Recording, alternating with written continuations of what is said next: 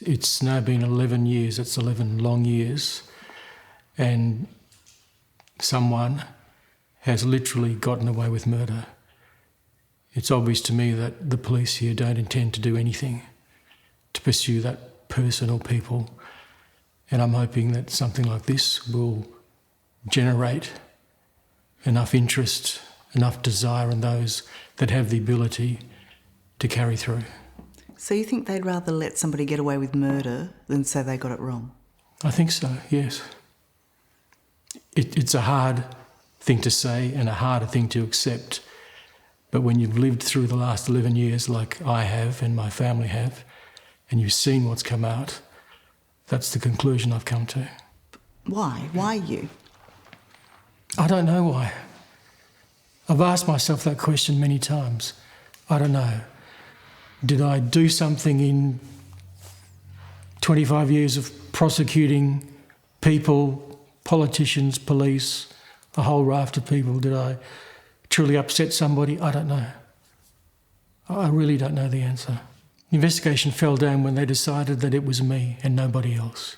And not only was there a complete lack of evidence to implicate me, a complete lack of evidence to convict me, but there was evidence which showed that it could not have been me, which was overlooked by those who chose to prosecute me in that way. What was that evidence? So many. For example, it was obvious that from the car, Corryn's body had not been dragged. It had been carried to the gravesite. Two people, not just one. There was evidence which is undisputed that I was waiting for that night Caitlin to come home. She had, at the last moment, had asked to go to a concert, and she had asked if she could stay overnight at a friend's house. I'd said, no, you need to come home. I wouldn't agree to that. It was a school night. And so the time that Caitlin would be returning was the same time I thought that Corryn would be coming home from boot scooting.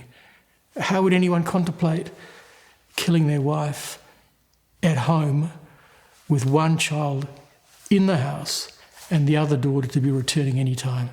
Completely ridiculous, preposterous. They overlooked that. Sorry, didn't overlook it. They chose to ignore that. What did they suggest you did that night? And how did you do it?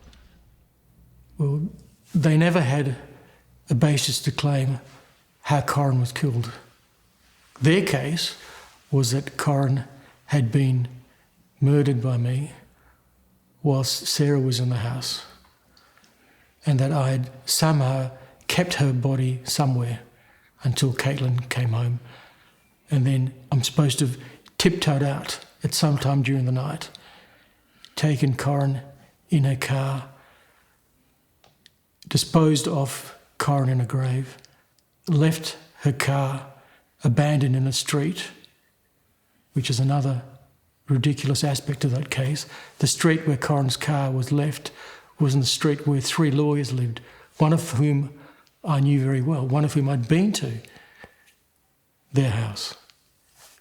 Why would someone leave a car in a street where they would be recognised? The chance that they might be seen. None of it made sense. But one thing is clear, they should not have gone about the investigation the way they did. Hello, I'm Tara Brown. Thanks for watching. To keep up with the latest from 60 Minutes Australia, make sure you subscribe to our channel. You can also download the 9Now app for full episodes and other exclusive 60 Minutes content.